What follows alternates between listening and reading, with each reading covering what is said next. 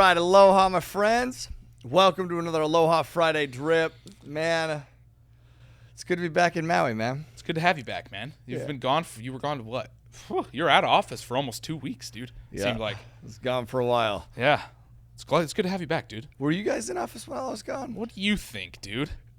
That's all they know. Just freaking, I get videos of you guys just dancing, singing, We were here. work done. Loved it so we much, were here dude. Working, dude. Keep holding the fort down. Got to. Someone's got to do it. Shit. Yeah. Amen, bro. Yeah, man. We were here for sure. Love it. No. Dude, I'm excited to get back into the framework of what we're talking about with taking ownership of your life. We'll do some intro man. stuff. So this week we're going to talk about shifting your perspective. That fourth part in the how to what is it? What did you just say that you just said it so perfect? How to take ownership of your life. Yeah, the framework of taking ownership of your life. Yeah. That's what it is, exactly. For those of you that are just joining us here on the Growthcast, welcome. We're super happy to have you here. Just a quick little rundown of the Growthcast. Monday through Thursday, we've got daily drips from Dallas Pruitt, 3 to 5 minute episodes here on the Growthcast. Tune in for those very powerful, short mindset principles to help you get your day started. Then on Fridays, we have Aloha Friday episodes, drips, whatever you want to call them. Well, that's what you're listening to right now with Tyler Deveraux, where I get to sit down, interview Tyler on a mindset principle. We talk real estate. We talk what Tyler's been doing in his life and what he's up to. So also very, very powerful episodes, obviously, because we get to learn from Tyler. And then on Saturday, we dive into our book of the month here on the Growthcast, which this month it is Extreme Ownership. No. Yeah, Obstacle is the way. Say, wait. Extreme. I don't even know why extreme ownership came out of my. I think I read ownership, so for whatever reason that came out of my mouth. But we're going to be doing Obstacle is the Way by Ryan Holiday this month. Fantastic book. But tune into those Saturday episodes where we break down that book, the principle within those books. Those are awesome episodes as well. But enough of the business schedule type intro stuff. Let's dive in here today. Okay, but Ty. real quick, if you have not read Obstacle is the Way, the book's a beautiful, beautiful book, man. One of my favorites, man. So good, man. Yeah, so read good. that. Yeah, definitely pick that up if you haven't. Also, if you haven't been tuning in the last couple, so once again, we recorded a podcast episode, Take Ownership of Your Life. Then we're like, man, we should just break down this whole framework in greater detail, and that's what we've been doing. So this is number 4. Mm-hmm. So if you haven't listened to the past 3, you should go back and listen to the past 3, man. You'll pull a bunch of value from those, and all of them stack. It's a framework, so all of them stack upon each other for a reason, right? And today, talking about the one that we're going to talk about, like this conversation today, shifting your perspective, like it will absolutely help you transform your life simply by changing the way that you look at your life. Yeah. The reality is, like, every situation can be viewed through multiple different perspectives, right? So the question we have to ask ourselves is, what is the perspective that is serving? Yeah. And that's what we'll talk about. Dude, so good. I love it. I'm super excited to dive into this one. On our last extended cut, actually with Dallas, we broke down perspective. Hey, nice. Because that's one of the principles in Obstacle is the Way, obviously. 100%. Yes. Perspective is one of those biggest things when reading that book. He goes over that a ton. So I'm excited to dive into perspective. It's such a huge principle, and it's so powerful if you choose the correct perspective. So I'm excited to dive in. But last week we talked about how taking responsibility of the outcome, right? Mm-hmm. That was that framework that we kind of went over, was how to take responsibility of the outcome. But dude, why is that so? Why is your perspective so important when taking responsibility of that outcome? So taking responsibility, right? Taking accountability, taking ownership. That's all about just choosing, like literally deciding to take control. Yeah. But shifting your perspective is really then that next step on how you actually begin to take control. So like what I want to do today is not just tell you and not just talk about like that you should shift your perspective, but we can talk about like how we actually do that, right? But how do they play off each other? How do they build? Once again, all these steps build upon each other, right? So by taking ownership, taking control, taking responsibility, kuleana, right now we can begin to, all right, I'm in control. That's the belief. That's the narrative. Now I'm going to shift my perspective of this situation that happened. How can I find a perspective within this situation that can continue moving me forward in the direction of my goals, in the direction of my purpose, in the direction of the direction I want to go, the one that's serving, right? Yeah. So good. So first you have to take ownership. Is what you just said. 100%. Like of the whatever that situation is of your life, you have to realize that you're in control and that you've taken ownership of it 100%. in order to be able to do that. Yeah, so, dude. dive in there. Well, I think it was a conversation I was having with you. I can't remember how you phrased it, so I want you to, as I'm trying to think about this, but how you said it one day was awesome. So I know it's very vague, but You're good. the reality, and we all know this in our lives, like we all know that good things, bad things, they're going to happen to us. Like we know that. And shifting your perspective, it's not about being blind to that. Taking ownership isn't about being blind that bad shit happens. It's about just choosing to move in the direction of our goals regardless of that, right? Yeah. But even deeper than that, it's, I think Dallas had talked about finding the positive within any negative, or maybe that was an episode we did. I can't remember, but that was something that came out of, like, I just remember this symbol that Dallas created, which is the positive within any negative, right? Literally choosing to see the positive within any negative and trying to find ways that could actually be a blessing, not a curse, right? Do you remember the conversation that we had about this, though? Yes, dude, I do. I'm trying to remember it. But, dude, I love you said it exactly how I think about it, dude. It's not being blind to the bad things that happen to you. Yeah. Like a lot of the times, like we talk about victimhood mentality, right? And that's perspective. Yeah. If you're a victim, that's because you've chosen that perspective to be the victim. Now, with the conversation, I'm trying to go back to the conversation that you and I were having was, not being a victim doesn't mean turning a blind eye to the fact that you were a victim. It's actually owning it. That's exactly what it was. You know what I mean? It's not turning a blind eye to, oh man, all these bad things happen to me. No, dude, bad things happen to people all the time. You're going to get smacked in your mouth in life, dude. You're going to get punched in the teeth. It's going to happen. But it's choosing that perspective when that does happen to, am I going to be the one that's sitting over here with broken teeth because I got punched in the mouth by whatever bad just happened? Or am I going to be my own hero in this situation? To make sure that doesn't happen again and to put myself in a better position. So, dude, rewind and re-listen, because you think about that. That is shifting your perspective in a nutshell. Yeah. It's the understanding in this situation, something bad, something challenging, something shitty happened. Cool. That's cool. Then what? So what? Right. Then what? Right. That's it. Do you have any examples of this happening to you and you picking the proper framework there? Yeah. One that comes to mind, like, okay, well, I'll give you a couple. Let me go like back in the day. One of my favorite stories or examples is when I was growing up, there started to be these all-star teams, right? And I wasn't chosen on this all-star team. This all-star team was called the Players, and what they did is they took the best players, like baseball players in the area. This is when I was probably like 5th grade, and they put them all on one team, and then that team created its all-star team that then would go create or travel and play teams across the state. And I wasn't chosen. And nowadays these all-star teams are commonplace, but they were not back in the day. Like this was the first formation that I had seen of all-star teams, or that anybody in our area had seen. And I wasn't chosen, and that dude. Probably beat you up a little bit, dude. It was heartbreaking. Yeah, how old were you? I was probably 5th grade. Yeah, so dude, rough. Yeah, rough. Some of my good buddies, and now they're getting this new gear. Yeah. They're traveling. Yeah. And I remember that they were now going to have this game in Salem where I grew up. And they're like, "Oh man, everybody should come to the game." But there's no way I was going to that game, bro. Sure. No way, because it would have hurt too bad. It wasn't just this. I wish I was there. Like literally, it would have hurt. And I remember sitting in the basement. I remember doing whatever. So I'm just sulking, dude. And my perspective was, by the way, that I wasn't chosen. Well, actually, I don't even know what maybe it's just that it wasn't fair. I honestly don't even know I don't even know if I could truly define what my perspective was, but it was one of it's 5th grade victim. Too. You were a kid. It was a long time ago. Yes. Yeah. Hard to remember. But it was one of just like, it just felt like a victim. Right? Yeah. Well, my dad came downstairs, and my dad said something along the lines of, Tyler, they didn't choose you not because you're not good enough, but they didn't choose you because they don't know who you are. Sure. Something along those lines. Yeah. And then he said, so go let them know who you are. And I took that to shift my perspective to, I got on my Huffy bike. I had this red little Huffy bike. I don't know why I remember that. Like Huffy, dude, classic. That's right? Why it's classic. But why do I remember that? I remember that bike like it was, I loved that bike. I love it, dude. All this shit that I can't remember, but I remember that red Huffy bike. Pedaled my bike down to the baseball field, and I remember standing at the backstop and being like, okay, I'm gonna make sure this coach knows who I am.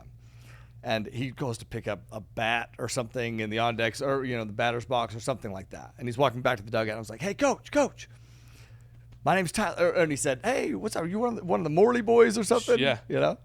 And I was like, no, my name's Tyler Deveraux, and I should be on your team. And fast forward, I ended up getting picked up on another team that then played against them. They absolutely murdered us, but I had a great game. Yeah. I had a great game. And at the end of the game, when you're giving high fives and stuff at the end, I once again chased down the coach. His name's Key Daly.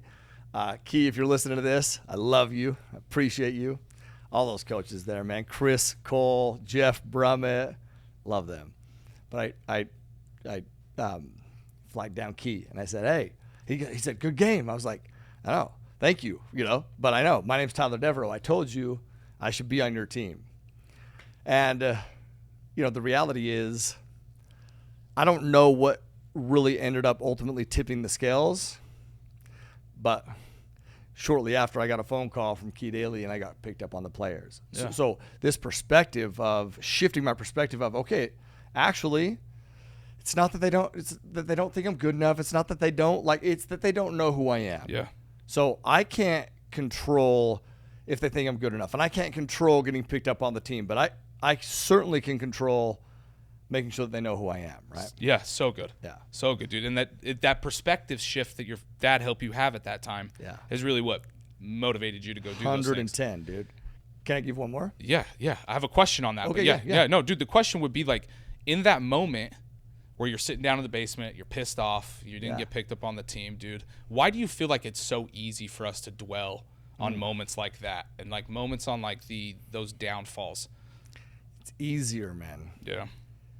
It's just so much easier. I know that might sound weird because you're like, what do you mean it's easier? But I mean it's easier because it doesn't require any action or accountability. Yeah. So think about that. If I didn't shift my perspective, I could just sit in the basement and sulk. It requires zero action on my part. Yeah. But the minute that I take responsibility, shift my perspective to find solutions, well, that means that I will find solutions, but that means I actually have to take action on those solutions. Yeah. Most people would rather just stay stuck. Or most people would just rather stay stuck. Yeah. Rather stay stuck. So is it so what you're saying is that there is even value to be had in maybe sitting in it and sulking in it for a second. What I mean by that is in the moment, that is a lot of the times what's most comfortable. Sure. Because it's like, man, it once again, it requires no action. Yeah. But I believe that truly acknowledging the situation of what's going on is part of shifting your perspective. Yeah. Right? Yeah. And a lot of times that happens when you're in those like dark places, right? Where you're down that road of sulking or whatever it is. So it's like you almost have to get there in order to have that perspective shift. Well, it creates the motivation. Sure. Right? Yeah. A lot of times that creates the motivation. Yeah. That creates the hunger. That creates the drive. Yeah. I'll tell you, though, sitting in the basement that day didn't create my drive. I'll tell you what created my drive. When those sons of bitches, my buddies, Tyson Brummett, Johnny Welsh, Lance Cole, Justin Jackson, when they showed up to the ballpark, because we'd go down to the ballpark and play every day, just our buddies. When they showed up to the ballpark with these new bat bags that they had, that were freaking beautiful, that created the hunger. I was like, gosh, damn it. I need to be on this team. I need one of those bat bags, period. Yeah. I know that I might not be the most attractive dude in the world, but if I have one of those bat bags, chicks are going to come. They're going to come. They're going to dig it, dude. They're going to dig, Yeah. And it's actually how I landed Britt. Yeah, from that baseball bag. Swift little bat bag. One more real estate-wise, though. Can yes, I go down yes. And then we'll get into some details. But was Signal Hill. Signal Hill was this deal where we had to raise $3 million. We had one investor bring in the entire $3 million. But right before closing, like literally we're closing on Friday, it's Monday, we find out that this investor group, had tried to sneak verbiage into the operating agreement. It was tricky verbiage that essentially would say that we weren't going to make any money on that deal like over the whole hold period, which is like 7 years. Yeah. But the crappy part. Okay, this in that moment, by the way, my perspective was definitely not that this is a blessing. It was this freaking sucks, dude. Sure. This is shitty. Yeah. Because we're either going to close and we would make our earnest money back. We had 6 figures in earnest money, so we would have made that back, refunded. A little bit of an acquisition fee, but then we would have been in a bad partnership for 7 years, not making anything else past that. It's like shit. Or we could have kicked them out of the deal, try to raise, $3 million, but dude, we're about to close on Friday, so we got to figure out what that looks like anyway, and risk losing 6 figures of hard earnest money. Yeah. It's like my perspective was this shitty, but ultimately what happened, we decided to kick them out. I'd rather not do the deal than be in a bad partnership for 7 years. Yeah. We get an extension, solutions, right? We get an extension from the seller for 30 days, and we go to work raising $3 million in 30 days. $3 million is not a lot of money, but back then it was. Yeah. But then also, when I don't care how much money you've raised, when you tell your investors, hey, there's no room, and then you're like, just kidding. There's a lot of room. Yeah, all of the shares are available. Come on it. There's skepticism. So it was a challenging raise, but I'll tell you that was absolutely a blessing. Because we were bringing in from multiple sources instead of just one, we were able to get a higher acquisition fee. We're able to do a bigger carve out, which is all that just means more money, right, for the work that we're putting in, because it's more work that we're putting in. But I'll tell you what it did even deeper than any of that was it just enhanced our belief in ourselves, Yeah. by taking this perspective. And it was Ryan, bro, in this moment where he was like, Tyler, we can either focus on all this shit that sucks, or when we make a decision to be all in, you recognize opportunities to get you to whatever you're all in about. Yep. But if you make this decision that, or you don't go all in, then you begin to squander the opportunities that could get you there. So it's like, are we all in or not? It's like, okay, then let's do it. And what that did, man, it enhanced our belief in ourselves as individuals, in our company as a partnership. And that is, that's the biggest thing. That deal was awesome. It's profitable, man. One of our best deals. A great deal. We bought it for $7.4 million, sold it a little over 2 years later for, I think it was like 14.3 or something million. So profitability in a monetary state, but how we got into that deal, how we finalized that deal, what it took, it changed us to the mental state that took us way farther than anything monetarily ever could. It's awesome, man. That's awesome. One of the things that you just said that really stuck out to me is when Ryan came back with his perspective and said, hey, when we're all in, those solutions start to show themselves to us. Yep. Right? That's a huge takeaway from that, man. Huge, bro. Huge takeaway is when you really do go all in, when you set your perspective on solutions rather than the problems, the solutions start to show themselves to you in those moments as they pop up, for sure. When you go all in, you focus on the solutions instead of the problems, the solutions start to show themselves to you, right? Exactly. It's powerful, man. Clip it, put it on social. It's awesome. Right? It's Cut awesome. it, clip it, put it on social. It is, though, right? Yeah. It's like challenges can create noise, right? They get noisy because there's pressure, right? Yeah. So that we have to be able to focus and make decisions despite the noise, despite the pressure. We have to. And so we can talk about how we actually get that done, but we have to embrace the pressure, make decisions. But most people choose the opposite, right? Most people allow those challenges to just be these distractions, and they focus on the noise, right? And I've done it in my life. You've done it in your life. Oh yeah. Because we've chosen the wrong perspective, right? We've chosen the wrong perspective. They just spend time and energy worrying about shit that doesn't matter. We need to make sure that we're spending time and energy on the solutions that you just talked about, because we're all in on the direction that we're going. Yeah, dude, it's so good. So in that moment, let's kind of use this example with Signal Hill as an example. So in that moment, you're focused on all the all you can see is the negative, and it's just not great. Yeah. You're starting to worry a little bit, Totally. starting to go spiral down that avenue. How do you go about switching that in that moment? I know you have teammates. I know you had Ryan that kind of helped you do that, but personally, there was a change that needed to happen in you. Yeah. It could have been helped from Ryan, but inside you, what did you need to do to shift that perspective in that moment? No, that question is going to be the question that leads into the most valuable part of what we're talking about, because all of you probably know that you should shift your perspective. All of you probably know that you should choose one of the certain, but how do you actually do that when shit is noisy, stressful, pressure, right? How do you do that in that moment? And first thing that I want to drill home with that is that, like, you look at the framework we've walked through, right?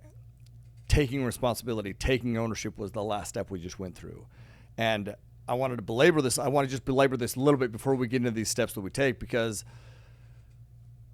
literally choosing to take ownership, and which is the being all in, by the way. When you take ownership, you're being all in on the direction that you're going.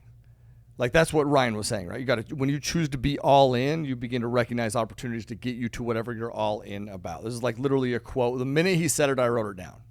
And I share it actually at every boot camp that I teach. I think every boot camp, most boot camps. But until we truly take ownership to own the outcome, we can't really shift our perspective. We can't truly shift our perspective until we take ownership. That's why that step comes first. But how do we shift our perspective in the moment? Well, first, you have to snap out of it, right? That's what Ryan helped me do in that moment. That's what my dad helped me do in that moment. Well, we can help ourselves do that in the moment too. One of my favorite, I mention this all the time, but one of my favorite Dallas Pruitt principles is catch yourself in error-ridden thinking. And the reason it's so powerful, step one, just catch yourself, man, in error-ridden thinking. The reason that's so powerful is we all have error-ridden thoughts. We all go down this failure, these failure-based thoughts, these failure-based situations. These, like, we're literally putting this failure image on repeat in our mind. We all go down that track. My failure image in that moment with Signal Hill was, oh my gosh, I'm going to lose all this earnest money. And that would have been a huge blow to me at that point, like a massive blow at that point. And it was like, Brittany's going to be like so pissed. It's going to set us back. It's going to be like all these failure images on repeat. So you catch yourself, man. Anytime. So here's how you do this. You create this habit. Anytime that you start to put this failure image in your mind, instead, picture your goal in vivid detail. Picture the direction you're going in vivid detail, because your mind, your subconscious can't tell the difference between real or imagined. It can't, which means if you're going down this path and you're picturing this failure image on repeat, vivid detail, by the way, we are so much better at picturing our failures or what could potentially go wrong in vivid detail. Vivid detail. Yep. Anytime you see that, though, you shift it, you change it into this goal that you're working towards, this success image, if you will, in vivid detail. Then what's going to happen when I say that the subconscious can't tell the difference between real or imagined, if you're picturing the failure image, you're gonna experience the feelings, and I know we've all done this, man. You feel the feelings that come with that. Doubt, failure, like just all these just horrible feelings that come with a failure image. Yeah. Well, you start now shifting it to a success image. Now you're picturing different things, right? Now you're starting to get confidence, hope, courage. Although you'll feel that, dude. Yeah. So step one, catch yourself. And anytime, how do you do this, right? This precursor, anytime you start doing a failure image, replace it with a success image. To do that, though, so good. You have to calm your mind, right? Yeah. To do that, you have to calm your mind. Like, the mind is like water, right? When it's agitated, it's really hard to see through. Like yesterday, we're doing the Easter egg hunt, and there's Strat hid one of the golden eggs, which is the money eggs, in the pool at the bottom of the pool. Yep. Well, there's somebody sitting in the pool with their feet in the pool, and they're just kicking the water. They're kicking the water. And Strat was saying, like, man, I was like, wanted to go up to him and be like, quit kicking the water, because they're never going to see it if you do that. Why? Because the water was agitated. It's really hard to see when the water's agitated. The minute that person stopped kicking their feet, all of a sudden, we can see. The mind is no different. We have to quiet the mind. We have to, and, we were just on a call right before this. We're talking to Joe Hupp. Mm-hmm. Shout out to Joe Hupp. Shout out Joe Hupp. And what did he say that he's been doing to really quiet the mind? Meditate. And there's one other step. Planning. Journaling. Yep. It's the same shit we talk about, man. This stuff that we talk about that you guys out there, so many of you guys out there think are just minute shit that adds more to your... No, dude. These these are the things that work. These are success principles that work. Journaling quiets the mind. Meditation quiets the mind. Yeah. So good. Yeah. So good, dude. One thing I just want to add on to that as well is when you're catching yourself in that error-ridden thinking is everything in reality is first created inside, right? It's first created in your mind. Mm-hmm. So be careful what you're creating there as well, right? And that's what I think of when I think of error-ridden thinking. The minute I start getting down that negative thought pattern, right, or that negative where you're picturing the bad instead of the good, I try to remember that you're also creating that reality and you're putting that into the universe to actually come to fruition. Yes. So if you don't even think that and you stay away from that as much as possible, the likelihood of it actually transpiring or coming to life is much, much, much smaller. Thoughts on that? Absolute fact. But here's the issue with it. People don't really believe it. People don't really believe that their thoughts create their future. Because if they really believed it, they would be way more cognizant of the thoughts that they allow to creep in, the content that they allow to creep in. Like if you really believe that and you sell yourself on that, man, whatever I think here is creating this there. Yeah. Well, dude, then if you really believe it, you're going to shift it. I'm not going to have to tell you change your narrative. No, you're going to change your narrative, dude, because you believe that. And I believe this to my core. I believe this. Whether it's true or not, I don't give a shit, because I'm going to tell you that it's very serving to change your narrative and start focusing this direction instead of the direction behind you, right? The direction you don't want to go. Yeah. So you have to truly believe that once again, what you're putting out there is creating your future, good or bad. Exactly. Great call out, bro. Okay, dude. Okay, then what's that next step? Okay, so once you've calmed the mind, then things become clear. Mm-hmm. Then to just I believe that you have to identify truly what went wrong. Yeah. Right. What does that look like? Yeah, I know you're going to dive into here, but what does that look like? What does that look like for you identifying what's wrong? Like what I did, like taking ownership. Part of taking ownership is identifying your role in it. Yeah. Right? So identifying your role in it, meaning challenges. You've heard me say that challenges can be a blessing, right? And I remember I think we even did an episode on this. Yeah, I think we did, yeah. That you were like, hey, is that something that you just sell yourself on or truly believe? And it's like both, you know? Because, dude, challenges can bring awareness to what needs the work. But if you think about this, that you have this challenge, what needs the work? But what if you were just the victim? Well, then you don't need to work on shit. Right, exactly. Other people do. But the minute that you just accept ownership for whatever role you had in it, cool, now you know where you need to place your focus. Now, help you understand what that does for you, okay? So first off, without that awareness, the work isn't meaningful. But with that awareness, everything has purpose.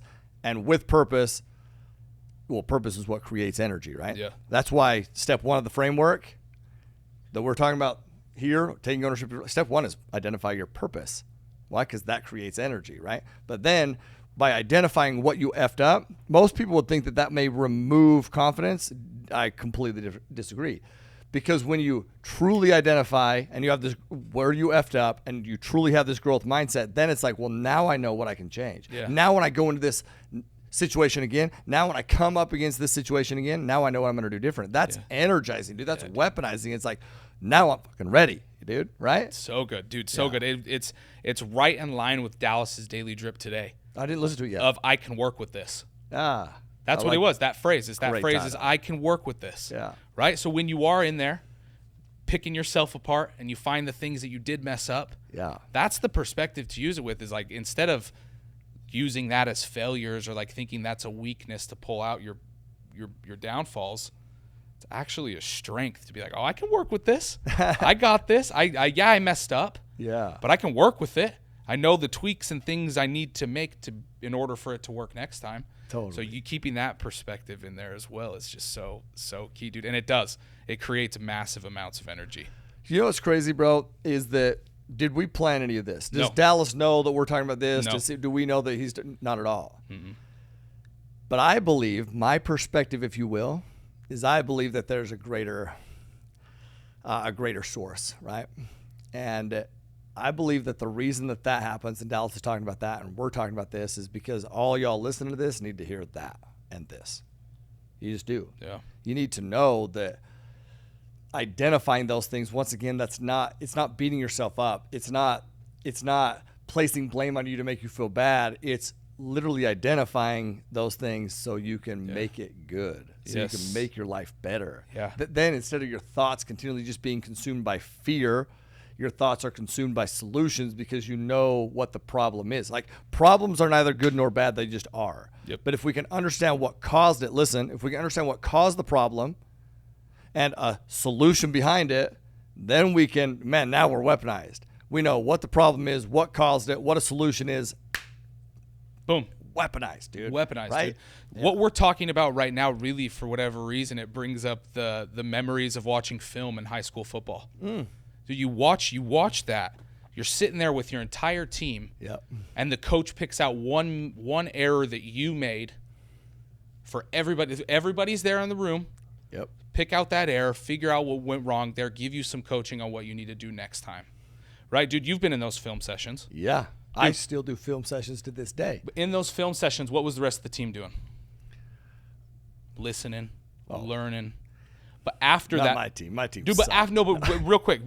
This is where I'm trying to go with it. After the film session, was it all left in the film room? Was like all the bad like call out, the mistakes were left. Sure. The mistakes were left in the film room, and those new solutions were then taken to the field. Dude, it's the exact same thing in this situation, dude.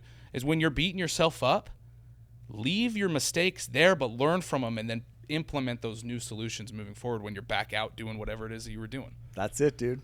That's it. And understand that you might still fall into the same trap. Yeah. But because you've identified it, now you're going to catch yourself in error and thinking even quicker because you've actually taken the time to identify it. I love the film example, though, bro, because once again, you're at my house yesterday for Easter, right? Yep. And I told you that I just re-listened to our episode, that just literally the last one that dropped. Yeah. And what did I say? Dude, sorry I interrupted you so much. Jeez, I just was interrupting you way too much. Not a big deal, but that's what you said. Yeah. Because I'm watching film and I'm recognizing things that, and it's like, I just want to get better. We want to get better at everything that we're doing. And I know y'all out there listening to this want to get better at everything that you're doing. You want to know one step to getting better? Identifying what you're doing wrong, or just identifying what you could do better. Yeah. But by doing that is understanding that there are things that you're doing. I just gave a training in the office too when I was in Orlando, and this whole training, but like when I got to the end of it, it was like, is this the best we got? Like, is this really the best that we have? And everybody in that room was like, no, we got more. I'm like, I know we fucking got more. How do I know that? Because we always got more. So if you're truly looking through that lens of like, man, where can I improve these little things, these little details, man, you become weaponized with ways you can improve, and that's how rapid growth happens. Not being blind to it, but identifying them, knowing that by identifying them, well, the next step, which is identifying the solutions. Once you identify what has been going wrong, what has been, what's your role in it, then you can start to identify the solutions. And that's powerful, right? So that's the next step. So that's the next step after we identify what went wrong. Yep. We're going to identify the solutions. Yep. What's that framework look like in identifying the solutions for you? First, just understanding there's only a couple things we can control, right? Our attitudes and our actions. So my attitude, shifting this perspective, right? My attitude, which is really going to come here in a second, but it really starts here. This attitude of like, no, okay, this is for a blessing. This challenge is a blessing. This is for a reason. This is like, I can find something from it. It's for the, this greater perspective. And then it's, what are my actions to get there? This framework, though, is this true responsibility to know that our attitudes, our actions are, okay, but our attitude, and our actions, because our attitude will a lot of times dictate our actions. It can't be circumstantial. In fact, the flip side of this is, my attitude is going to be like, man, I thrive in this. This is going to be the separator here, right? This separator. And then it's literally like this framework of what I'm doing to identify this solution, right? Is I brainstorm, man. I brainstorm. We're in the office, in Orlando. Okay, I'll give you a real life example, okay? Yeah. We're in the office in Orlando, and we're doing an owner meeting, essentially. It's me, Todd, Ryan, and then Rowan is also there, okay? Shout out to all of them. Great meetings. Long meetings, dude.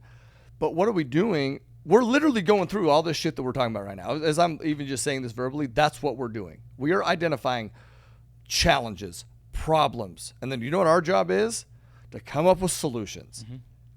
Do you want to know why those challenges are blessings? It's because it forces you to get better, man. Yep. It forces you to think through solutions instead of just staying comfortable, which is where plateau or decline starts to happen. It challenges you to really look, see where the work needs to be done. So we start looking at what are the challenges we're seeing? What's happening in the business? What's coming down the pipeline? We're taking a step out of this frame, this situation we're in, seeing the bigger freaking picture and identifying solutions. And we're brainstorming. We're literally brainstorming. We're chatting, what about this? What about this? What about this? What about this? And I'm just going to tell you by that, you can do that individually.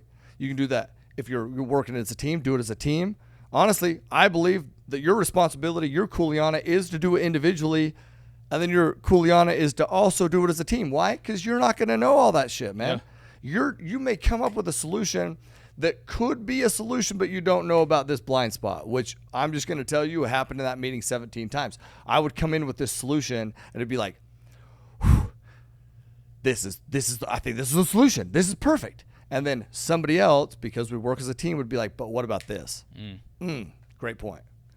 But what if everybody was just like, okay, yeah, let's just do that instead of like challenging or thinking about it?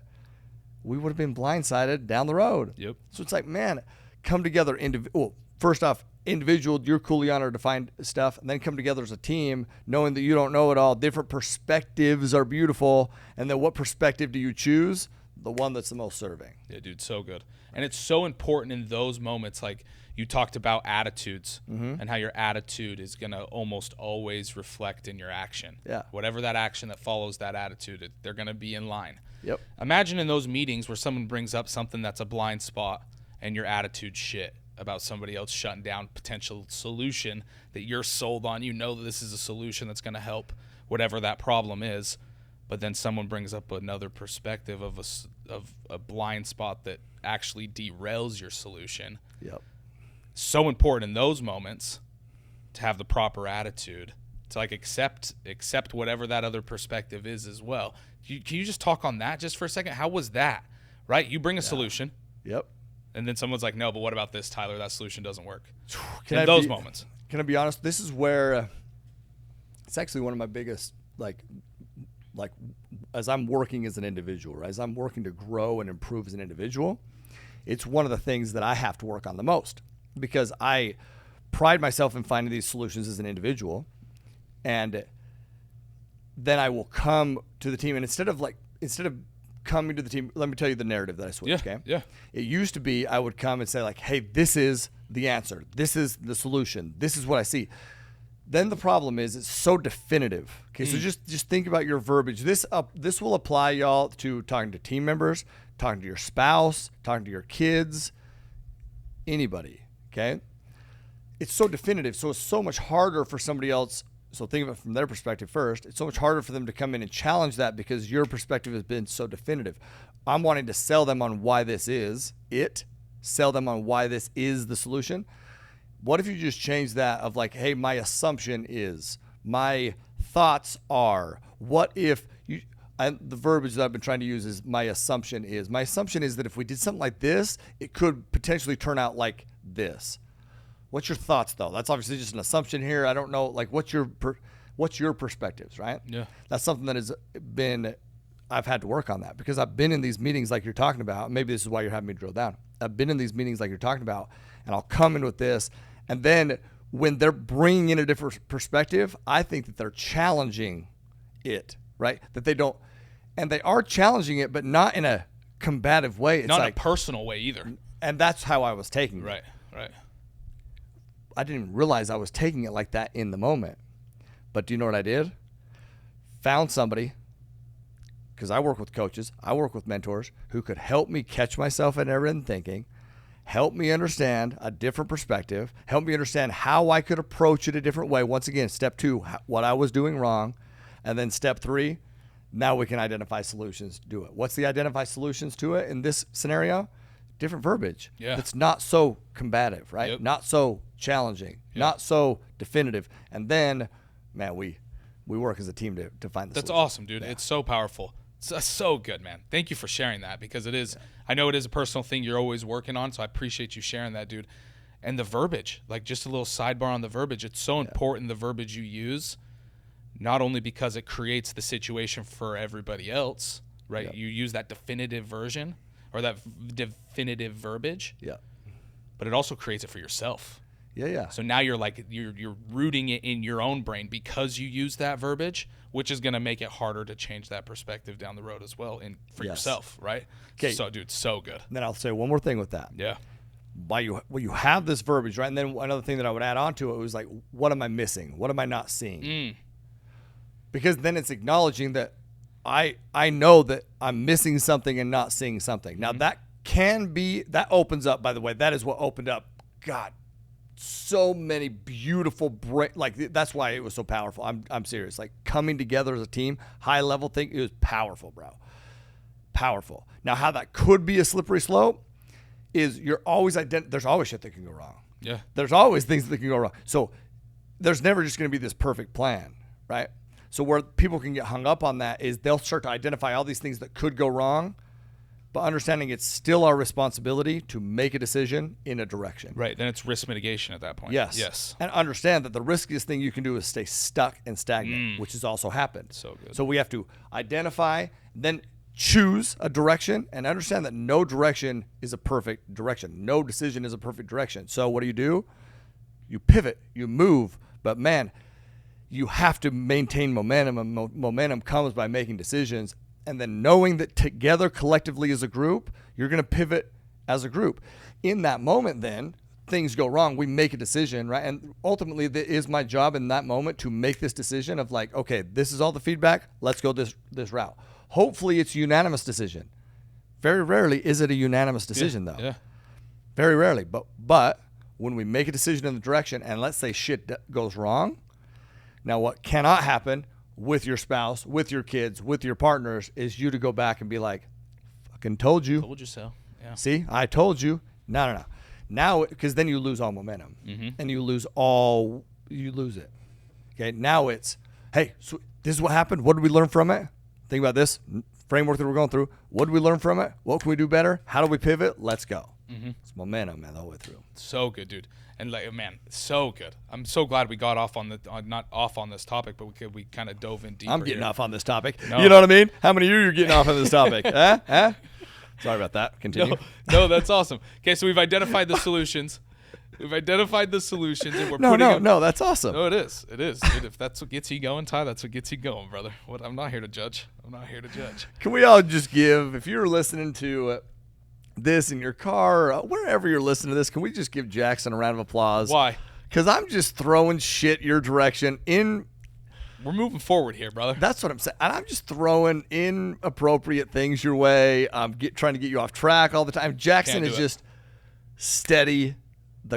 Can I tell you one thing before we get into the last bit? Yeah.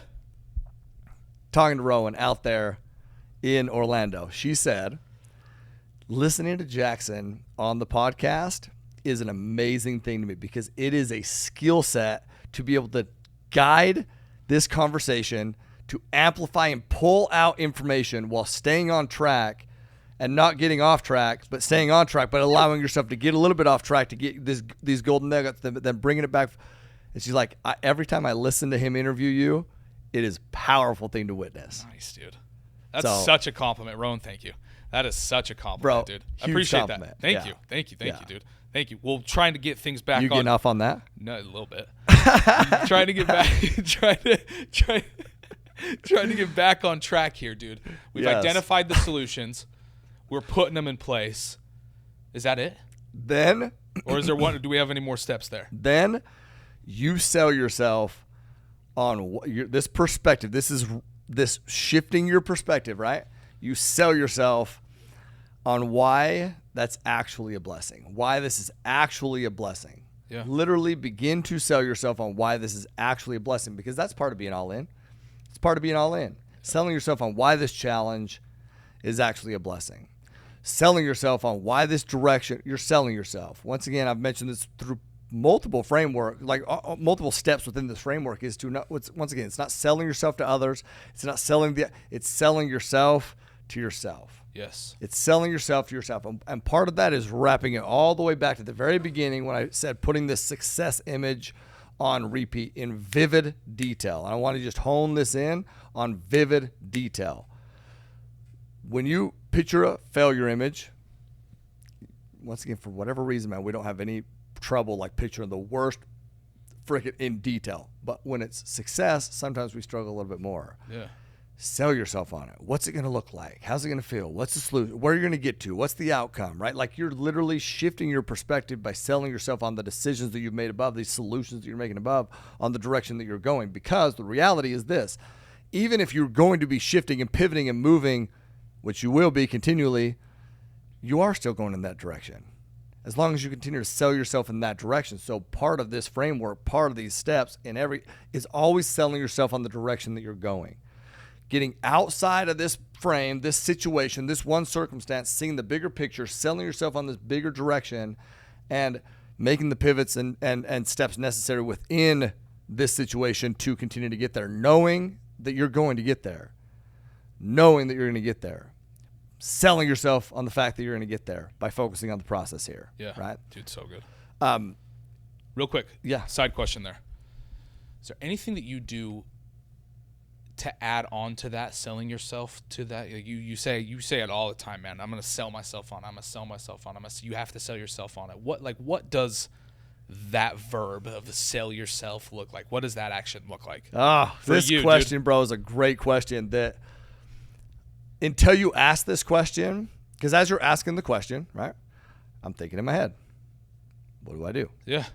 And I don't think that I've ever, I don't think I've ever really, you know what I do? When I look at sales, okay, you've heard me talk about flip the focus. Mm-hmm. It's high level communication, right? That's what sales is. So flipping the focus is seeing it from the other person's perspective, their frame, their seat, their whatever, and figuring out questions that they may have, objections that they may have, concerns that they may have. So when I'm selling myself to myself, I'm literally also identifying the things that we talked about earlier, which are I'm shifting the perspective. What are some concerns? What are things that could, because if I'm trying to sell myself on something that I don't believe, it's impossible. Well, yeah, because it's harder. Your RAS will continue, reticular activating system will continue to feed you things, to prove people, right. resources that you believe in. So if I don't believe in this, selling yourself in that direction is step one. But if I don't believe in what I'm selling myself, then my RAS will continue to feed me the doubt of why I don't believe it. So I literally address concerns that I may have, stumbling blocks that may come. It's the same. It's so funny. It's the same thing. But I'm literally addressing it. And now part of myself, I'm selling myself is, okay, yeah, but if this happens, then I can do this. And if this happens, then I can do this. That's how I sell myself. So it's not just pretending like everything's going to be fluffy and beautiful. No, it's recognizing that there's going to be challenges. Yeah. Honestly, dude, it sounds, you want to know what it sounds like? It sounds like step 2. It is, You just constantly keep doing step 2. Rinse, repeat, rinse, repeat. Yeah. Right? Instead of what went wrong, what could go wrong, right? That's what it is. So and the reason that's so powerful, man, is because when you're doing that, you're weaponizing yourself, right? Fear isn't what's bad. Fear is actually, it's our perspective of fear. Because fear can either bring out the worst of us or get the best out of us. We need to use fear. Instead of letting fear get the worst of us, we need to use fear to get us to the best of us. And we do that by identifying what those fears are, literally identifying them, man, and then running straight forward those mother effers, dude. And knowing that we have solutions, we can get through them. And so now fear becomes this tool, this indicator of what could be a problem. It's literally using that fear as a friend instead of a foe, because now you identify it, now you identify solutions, and now you have momentum forward. That's how you sell yourself. So good. Not being blind to it. It's actually recognizing that shit could happen, because shit is going to happen. Yep. Failures are going to happen. Yep. Struggles are going to happen. You are going to mess up. Okay, cool. Then what? Yeah. Then I'm going to continue putting one foot in front of the other, because that's who I am. And this is one way I could do that. That's selling yourself. That's what you do. It's so good, dude. Thank you for diving into that and getting specific. Thanks for the question. That's a great question, man. bro. I love that. Yeah, bro. Anything else that you want to add here as we're kind of wrapping up this episode, brother? I want to review those things that you do right? Those steps that you take to shift your perspective in that moment when it's the hardest. But before I do that, is there anything else you want to add here before we dive into the Hawaiian value? Just that step 4, the selling yourself portion. Understand that is selling yourself, that this is actually a blessing. That will lead us into what we will talk about next within the framework, to actually make sure that you make it a blessing. Because it's one thing to sell yourself on that it will be a blessing, and another thing to actually take responsibility to make sure that it's a blessing. That's the next step of the framework that we'll lead into. So love it. So tune in for that next episode for sure. 100%. It's going to be very powerful. So really quick, as we wrap up here, again, just some quick actionables of what you can do in the moment when it's the hardest to shift your perspective. So when you've gone down the negative spiral, what can you do in those moments to shift? Just a quick review. You catch yourself in that error-ridden thinking.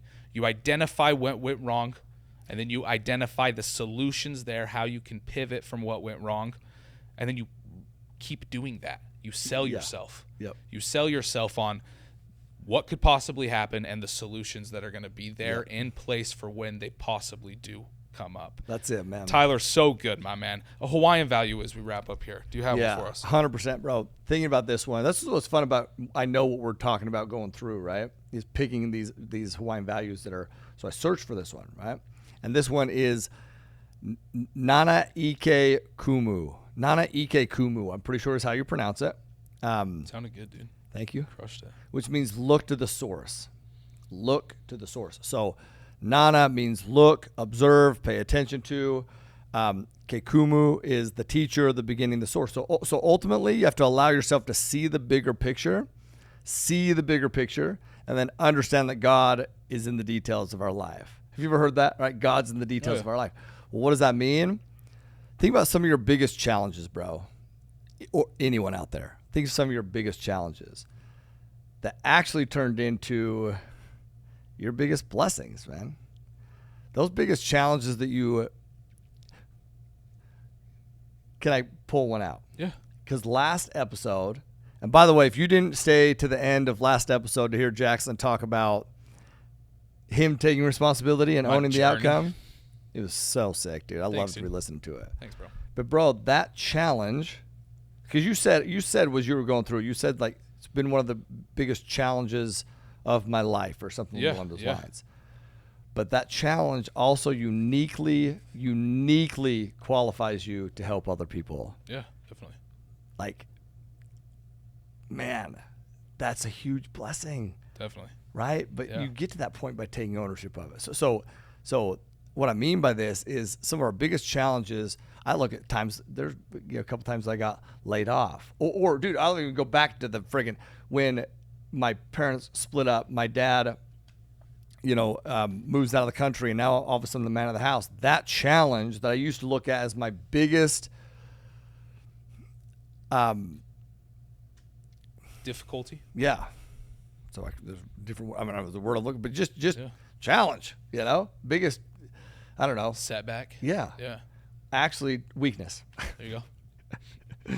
When actually, language is my biggest weakness. That I used to look at as my biggest weakness actually turned into my biggest strength. And I'm going to drill this home a little bit, okay?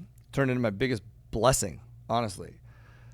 And I believe, once again, you think of this Hawaiian principle, look to the source, knowing that God knows the details of our lives. Well, I believe that God knew that I needed those challenges in my younger years to truly help me identify where my values are and where my purpose is. And he knew that by placing those in my path, it would help me become who I am today. And these challenges, sometimes we get on this path that we're comfortable on, and then there's this disruption.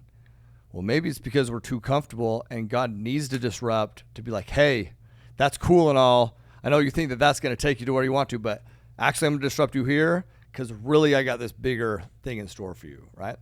And listen to what I want to say. Listen to what I'm saying here, okay? We're pursuing and we're moving forward, and they become our biggest blessings, not despite God, but because of God. And then, listen to what I'm saying here, that belief will shift your perspective more than any of the other steps that we just took, right? That belief will shift your perspective more than any other step above, to look to the source, know that God is in the details of our life. And that belief will also provide you with confidence to move forward.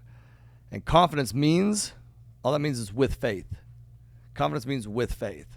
And so when you have that confidence, because you have faith in a bigger picture, a bigger perspective, a bigger understanding, because you're looking to the source, you will move forward. You will persist. You will pivot, but you will get to where you're going, man, because you have the confidence, because you, once again, look to the source. Exactly, dude. So good, man. It's, as you were speaking, what popped up in my mind was life's happening for you, not to you. Amen. Yeah. Everything that happens in your life is preparing you for something greater. Yeah. Whether you believe in a God or you don't, if this resonates with you or not, dude, whatever is coming down your pipeline is coming down your pipeline for a reason. And it's to prepare you for whatever is that next thing coming down your pipeline. Yes. So good. So here's the actionable, bro, to everyone. Here's the actionable. In that moment, once again, when we ask our mind a question, it has no other option but to go to work answering it. So if you ask yourself this question when something's happening to you, when you're that victim of the circumstance, right? Because once again, we identified that in the beginning. Sometimes you are, but then what? Then you create from there, right? But in that moment, if you're asking yourself this question of like, oh my God, why does this happen to me? Why am I in this position? But you're asking it in a position of where you're lacking faith. What if you were to just ask the same question, but with faith? Actually looking to the source of, hey, why am I in this position? Why is this happening to me? What do you have in store for me? What am I missing that I'm not seeing, right? What's a perspective? When you ask that with faith, then life starts to happen for you, not just to you, right? So good. Yeah. Ty, thank you, my man. Thank you, bro. Frick, yeah. Thank you, man. Hey, all y'all, thank you so much for tuning in, listening, sharing. Man, if these are, helping you in any way, share with other people, man. Subscribe to the podcast, share with other people, let us know, let other people know, and live always with aloha. Live always with aloha. Peace.